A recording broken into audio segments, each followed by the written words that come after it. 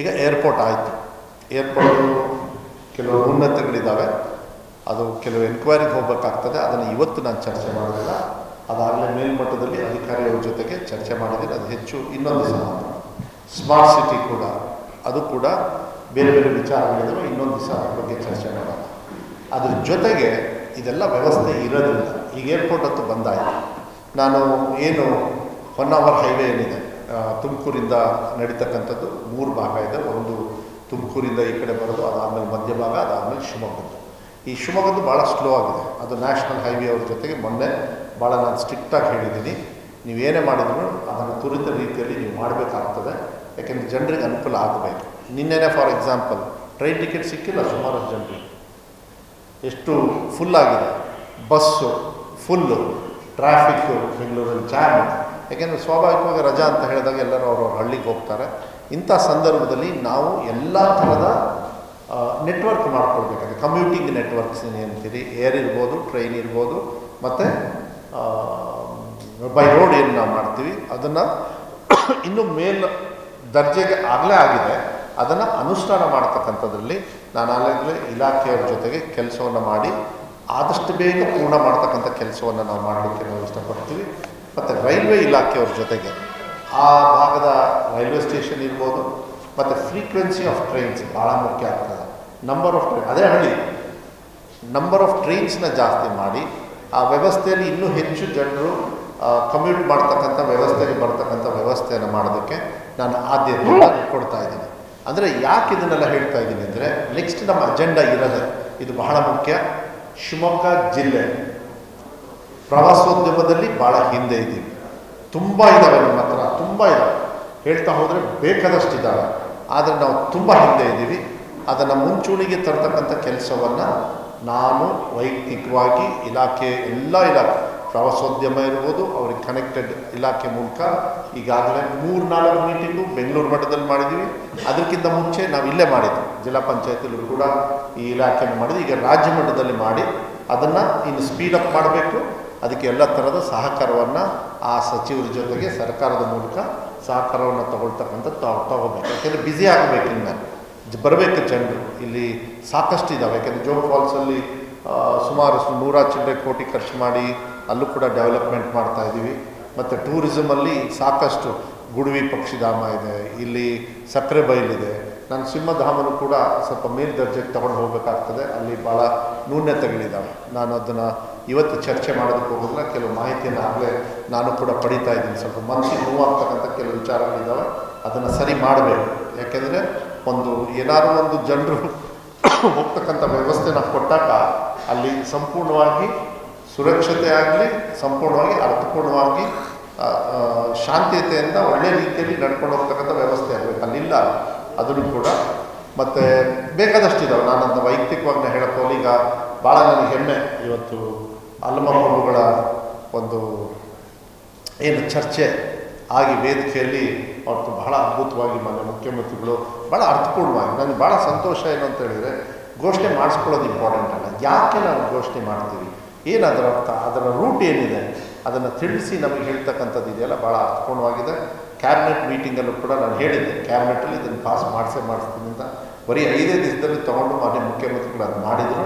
ಅದ್ರ ಜೊತೆಗೆ ಸಾಂಸ್ಕೃತಿಕ ನಾಯಕ ಅಂಥೇಳಿ ಮಹಾನ್ ಒಂದು ಆಸೆ ಏನಿತ್ತು, ಸಂತರ ಆಸೆ ಇತ್ತು, ಜನರ ಆಸೆ ಇತ್ತು, ಎಲ್ಲ ಧರ್ಮ ಜಾತಿಗಳ ಒಂದು ಆಸೆ ಇತ್ತು, ಗುರುಗಳ ಆಸೆ ಇತ್ತು. ಅದನ್ನು ಮಾನ್ಯ ಮುಖ್ಯಮಂತ್ರಿಗಳು ಕ್ಯಾಬಿನೆಟಲ್ಲಿ ಪಾಸ್ ಮಾಡಿ ಅದೇ ದಿವಸ ಎರಡೂ ಕೂಡ ಏನು ಅನುಭವ ಮಟ್ಟದ ಪ್ರಥಮ ಅಧ್ಯಕ್ಷರಾಗಿರ್ತಕ್ಕಂಥ ಅಲ್ಲಮ ಪ್ರಭುವನ್ನ ಹೆಸರನ್ನು ಇವಾಗ ಫ್ರೀಡಮ್ ಪಾರ್ಕಿಗೆ ಇರ್ತಕ್ಕಂಥದ್ದು. ಈಗಾಗಲೇ ನಾನು ಇಂಜಿನಿಯರ್ಸ್ಗೂ ಕೂಡ ನಾನು ಹೇಳಿದ್ದೀನಿ, ಅದನ್ನು ಯಾವ ರೀತಿ ಒಂದು ಅರ್ಥಪೂರ್ಣವಾಗಿರ್ತಕ್ಕಂಥ ಒಂದು ವ್ಯವಸ್ಥೆಯನ್ನು ನಾವು ಮಾಡಬೇಕಾಗ್ತದೆ. ಯಾಕೆಂದರೆ ಮಾಡಬೇಕು, ಬರೀ ಹೆಸರು ಹೇಳಿ ಹೋಗ್ಬಿಡೋದಲ್ಲ. ಅಲ್ಲಿದೆ, ಜಾಗ ಇದೆ, ಕೆಲವು ಅದನ್ನು ಅರ್ಥಪೂರ್ಣವಾಗಿರ್ತಕ್ಕಂಥ ವ್ಯವಸ್ಥೆನ ಜನರಿಗೆ ಕಾಣಂಗೆ ನಾವು ಮಾಡಬೇಕಾಗ್ತದೆ. ಇದಂದರೆ ಟೂರಿಸಮ್, ಇದೆಲ್ಲ ನಾನು ಹೇಳೋದು. ಯಾವಾಗ ಒಂದು ಪ್ಲೇಸ್ ಸೃಷ್ಟಿ ಆಗ್ತದೆ, ಅದನ್ನು ಒಳ್ಳೆ ಚೆನ್ನಾಗಿ ನಡೀತದೆ, ಜನರು ಬರ್ತಾರೆ, ಜನರು ಬಂದು ಹೋಗಬೇಕು, ಆವಾಗ ನಮ್ಮದು ರೊಟೇಷನ್ ಚೆನ್ನಾಗಿರ್ತದೆ. ಅದು ಒಂದು ಭಾಗ. ಸೊ ಟೂರಿಸಮಿಗೆ ಹೆಚ್ಚು ಒತ್ತನ್ನು ನಾನು ಕೊಡ್ತಕ್ಕಂಥ ವ್ಯವಸ್ಥೆಯನ್ನು ಮಾಡ್ತೇನೆ ಈ ಒಂದು ವರ್ಷ, ಮುಂದಿನ ವರ್ಷ. ಅದ್ರ ಜೊತೆಗೆ ಭಾಳ ಮುಖ್ಯವಾಗಿ ಇಂಡಸ್ಟ್ರಿ ಡೆವಲಪ್ ಆಗಬೇಕಾಗ್ತದೆ. ಇಂಡಸ್ಟ್ರಿ ಒಂದು ಹಂತಕ್ಕೆ ಮಾತ್ರ ಆಗಿದೆ. ಚಿಕ್ಕ ಚಿಕ್ಕ ಮಟ್ಟಕ್ಕೆ ಭಾಳ ಬೃಹತ್ತಾಗಿರ್ತಕ್ಕಂಥ ಕೆಲವು ಚಿಂತನೆಯನ್ನು ನಾವು ಮಾತಾಡ್ಕೊಂಡಿದ್ದೀವಿ. ಎಂ ಬಿ ಪಾಟೀಲ್ ಅವ್ರ ಜೊತೆಗೂ ಕೂಡ ಈ ಅಸೆಂಬ್ಲಿ ಸೆಷನ್ ಏನು 12ನೇ ತಾರೀಕಿಂದ ಶುರು ಆಗ್ತದೆ ಆ ಸಂದರ್ಭದಲ್ಲಿ ಅವ್ರ ಜೊತೆಗೆ ಚರ್ಚೆ ಮಾಡಿ ಒಂದು ನಮ್ಮದೇ ಆಗಿರ್ತಕ್ಕಂಥ ಒಂದು ಲಿಮಿಟಲ್ಲಿ ಇಲ್ಲೆಲ್ಲ ವ್ಯವಸ್ಥೆಯನ್ನು ಸರಿ ಮಾಡಿಕೊಂಡು ಯಾವ ರೀತಿ ನಾವು ಇಂಡಸ್ಟ್ರಿಗೆ ಅವ್ರಿಗೆ ಸಹಾಯ ಮಾಡ್ಬೋದು, ಇಂಡಸ್ಟ್ರಿ ಅವ್ರನ್ನ ಇನ್ವೈಟ್ ಮಾಡೋದಕ್ಕೆ ಅವ್ರಿಗೆ ಹೆಂಗೆ ಇನ್ಫ್ಲೂಯೆನ್ಸ್ ಮಾಡಬೇಕು, ನಾವು tourism and industry and medical hospitality ಅಂದ ತಕ್ಷಣ ಇಲ್ಲಿ ಒಳ್ಳೆ ಹಾಸ್ಪಿಟಲ್ಸ್ ಇದ್ದಾವೆ. ಅದ್ರ ಜೊತೆಗೆ ಮೆಡಿಕಲ್ ಈ ರಿಜುವೆನಿಂಗ್ ಸೆಂಟರ್ಸ್ ಅಂತ ಹೇಳ್ತಾರೆ, ಎಲ್ಲ ಬರ್ತಾರೆ. ಈಗ ಧರ್ಮಸ್ಥಳಕ್ಕೆ ಹೋಗ್ತಾರೆ, ಈಗ ಯಾರು ದಪ್ಪ ಇದ್ರೇನೋ ತೆಳ್ಳಕ್ಕಾಗಕ್ಕೆ, ಇಲ್ಲ ಅದು ಶುಗರ್ ಇರ್ತದೆ, ಮನುಷ್ಯ ಶಾಂತಿಗೋಸ್ಕರ ಹೋಗ್ತಾರೆ. ಇಂಥ ವ್ಯವಸ್ಥೆಯನ್ನು ಮಲೆನಾಡು ಭಾಗದಲ್ಲಿ ಅರ್ಥಪೂರ್ಣವಾಗಿ ಪರಿಸರವನ್ನು ಗೌರವಿಸಿ ಕೆಲಸ ಮಾಡ್ತಕ್ಕಂಥ ಕೆಲವು ವಿಚಾರಗಳನ್ನು ನಾವು ಚಿಂತನೆ ಮಾಡಿದ್ವಿ. ಅದಕ್ಕೆ ಟೂರಿಸಮಲ್ಲಿ ಮೆಡಿಕಲ್ ಟೂರಿಸಮ್ ಬರ್ತದೆ, ಹೆಲ್ತ್ ಟೂರಿಸಮ್ ಬರ್ತದೆ, ಇಂಡಸ್ಟ್ರಿಯಲ್ ಟೂರಿಸಮ್ಮು, ಇವನ್ನೆಲ್ಲ ಮಾಡ್ತಕ್ಕಂಥ ಇಂಡಸ್ಟ್ರಿಯಲ್ ಡೆವಲಪ್ಮೆಂಟ್ ಏನಿದೆ ಮುಂದಿನ ದಿನಗಳಲ್ಲಿ ಒಂದು ನೋಡೋಣ. ನಾನೊಂದು ಆಸೆ ಇಟ್ಕೊಂಡಿದ್ದೀನಿ, ಆದಷ್ಟು ಬೇಗ ಒಂದು ಟೂರಿಸಮ್ ಡೆಸ್ಟಿನೇಷನ್ಗೆ ಒಂದು ಎಕ್ಸಿಬಿಷನ್ ಥರ ಮಾಡಿ ಸುಮಾರು ಜನರನ್ನ ಕರಿಬೇಕು. ಅದಕ್ಕಿಂತ ಮುಂಚೆ ಇನ್ನೊಂದು ಸ್ವಲ್ಪ ಈ ಇನ್ಫ್ರಾಸ್ಟ್ರಕ್ಚರ್ ಡೆವಲಪ್ಮೆಂಟಿಗೆ ಕೆಲವೆಲ್ಲ ಅಧಿಕಾರಿಗಳ ಜೊತೆಗೆ, ಯಾಕೆಂದರೆ ಬಂದ ತಕ್ಷಣ ಅವ್ರಿಗೆ ಜಾಗ ಕೊಡಬೇಕು, ಪವರ್ ಕೊಡಬೇಕು, ಅವ್ರಿಗೆ ವ್ಯವಸ್ಥೆ ಇರಬೇಕು, ಇನ್ಫ್ರಾಸ್ಟ್ರಕ್ಚರ್ ಇರಬೇಕು, ಒಂದು ವಿಂಡೋಲ್ಲೇ ಎಲ್ಲ ಕ್ಲಿಯರ್ ಆಗಬೇಕು. ಯಾಕೆಂದರೆ ಅದೆಲ್ಲ ತೊಂದರೆ ಆಗ್ಬಿಟ್ರೆ ಏನಾಗುತ್ತೆ, ಮತ್ತೆ ವಾಪಸ್ ಹೋಗ್ಬಿಡ್ತಾರೆ. ಇಂಥ ಒಂದು ಅನುಷ್ಠಾನ ಆಗ್ತಕ್ಕಂಥ ಒಂದು ಕನಸನ್ನು ಕಟ್ಕೊಂಡು ನಾವೆಲ್ಲರೂ ಕೂಡ ಹೆಜ್ಜೆ ಇಡ್ತಾ ಇದ್ದೀವಿ. ಅದು ಶಿವಮೊಗ್ಗಕ್ಕೆ ಅವಶ್ಯಕತೆ ಇದೆ, ನಾವು ಮಾಡ್ತೀವಿ. ಆಮೇಲೆ ನಮಗೆ ಬರೀ 3.5 ಗಂಟೆಗೆ ಕೋಸ್ಟಲ್ಲಿಗೆ ಹಾರ್ಬರಿಗೆ ಹೊಟ್ಟೋಗ್ಬಿಡ್ತೀವಿ ಇಲ್ಲಿಂದ. ಅದು ಕೂಡ ಚೆನ್ನಾಗಿ, ರೋಡು ಕೂಡ ಚೆನ್ನಾಗಿ ಆಗ್ತಾ ಇದೆ. ಮತ್ತು ಬೇರೆದೆಲ್ಲ ವಿಚಾರಗಳಿದ್ದಾವೆ, ನಾನು ಹೆಚ್ಚು ಡೀಟೇಲ್ಸಿಗೆ ಹೋಗೋದಿಲ್ಲ. ನನ್ನ ಶಿಕ್ಷಣ ಇಲಾಖೆಯಲ್ಲೂ ಕೂಡ ಈ ಸತಿ ಸಾಕಷ್ಟು ಬದಲಾವಣೆಯನ್ನು ತರ್ತಕ್ಕಂಥ ಒಂದು ಸಂದರ್ಭವನ್ನು ಹೇಳಲಿಕ್ಕೆ ಇಷ್ಟಪಡ್ತೀನಿ. ಮತ್ತು ಅಲ್ಲಿ ಒಂದು ಮಾತು ಹೇಳಬೇಕಂತ ಇದ್ದೆ, ಬಟ್ ಅದು ನನಗೆ ಸರಿಗೆ ಲೆಕ್ಕ ಸಿಗಲಿಲ್ಲ. ನಮ್ಮ 8 ತಿಂಗಳು ಅಂತ ಹೇಳಿದರೆ ಸುಮಾರು 6 ಎಷ್ಟಾಯಿತು, 18, ಸೊ 180 ದಿವಸ ಅಂದ್ಕೊಳ್ಳೋಣ, ಒಂದು 150 ದಿವಸ ಕರೆಕ್ಟಾ? 150 ದಿವಸ ನಾವು ಅಫಿಷಿಯಲ್ಲಾಗಿ ಕೆಲಸ ಮಾಡ್ತಾಯಿದ್ದೀವಿ ಅಂತ ಹೇಳಿದರೆ, ಈ ಸೆಪ್ಟೆಂಬರ್, ಅಕ್ಟೋಬರ್, ನವಂಬರ್, ಡಿಸೆಂಬರ್, ಈಗ ಜಾನ್ವರಿ 5 ತಿಂಗಳು, ಅದನ್ನು 1 ತಿಂಗಳು ಬಿಟ್ಟರೆ 4 ತಿಂಗಳು. ಏನು ಅಂತ ನೀವು ಹುಡುಕ್ತಾಯಿದ್ರಿ, ಏನು ಹಿಂಗೆ ಮಾತಾಡ್ತಾ ಇದ್ರಿ ಅಂತ. 120 ದಿವಸ ನಾವೇನಾದ್ರು ಶಾಲೆಗೆ ಹೋಗಿದ್ದರೆ ಭಾಳ ಸಂತೋಷ. ಏನು ಅಂತ ಹೇಳಿದ್ರೆ 120 ಕೋಟಿ ಮಕ್ಕಳು, ಕೆಲವು ಕಡೆ ಮಾಡಿಲ್ಲ, ಅದನ್ನ ಇನ್ನೂ ಸ್ವಲ್ಪ ತುರುತರಿತೀವಿ, ನಮ್ಮ ಸಂವಿಧಾನ ಪೀಠಿಕೆಯನ್ನು ದಿನ ಓದ್ತಾ ಇದ್ದಾರೆ. ಇದು ನಿಜವಾಗ್ಲೂ ಒಂದು ಸಾಧನೆ. 120 ಕೋಟಿ ಇಂಟು 120 ದಿವಸ ನಾವು ಸಾಧನೆ, ಇದು ದಿನ ನಡೀತಕ್ಕಂಥದ್ದು. ಯಾಕೆಂದರೆ ಮಕ್ಕಳಿಗೆ ಆ ಭಾವನೆಯನ್ನು ಕೊಡಬೇಕಾಗ್ತದೆ.